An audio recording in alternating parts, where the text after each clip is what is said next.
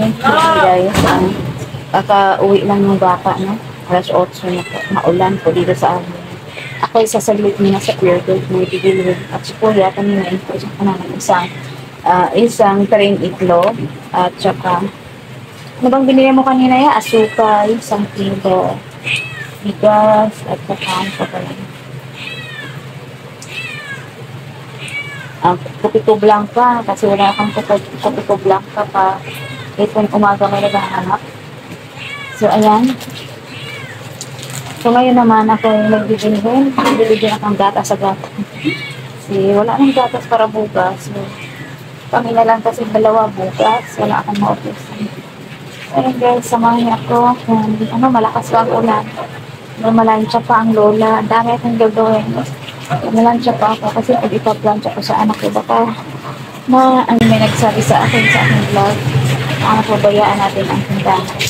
So, iba po talaga. Pero, ito ay sinusubukan ko lang ko. So, parang kasi gabin. Nandito na ako. Yung binili ko ay, bumili na akong ulang pagbaon ng aking estudyante bukas. Hinihingan.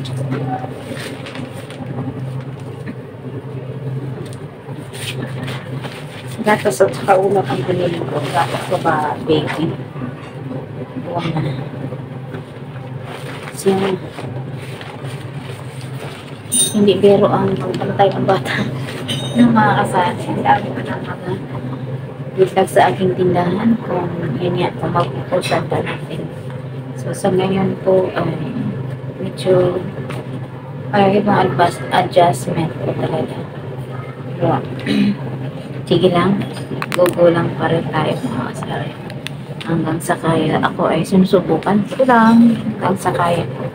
Medyo hindi po madali, lalo na pang una. Nanibagong katawan ko dahil ako ay cesarean. Parang mahirap din. Minsan pang nagkakarga yung bata. So, ayan, nagay sa aming share ko sa inyo, mga kasari. Kahit anong may isa pang irakit. Bakit ba tawag ko? Or pagkakitaan. Kasi naninayan din ako. Bahay ko lang noon. Sa gabi. Kaya pinili ko kasi wala na kami. Ito lang nabili ko yung sunset. At saka ulam.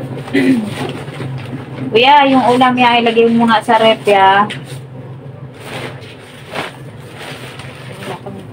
Hindi ako makapamaligyo na kasi anong oras yung baby, alas 6 alas 6 alas 5 dito na siya sa akin kasi uwi na ng alas 8.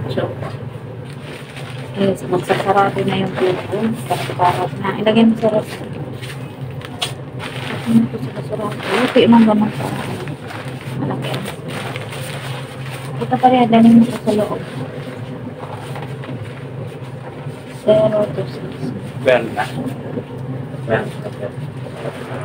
So guys, maraming salamat yung panonood. Ako yung haggard ang lola.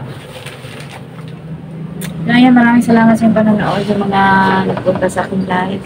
Thank you so much sa inyo.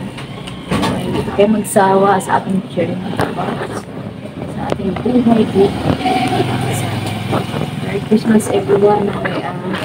Siglig ang mga bao ang ating pagpapala. Thank you so much sa lahat. Please don't skip the ads. Thank you guys. God bless everyone.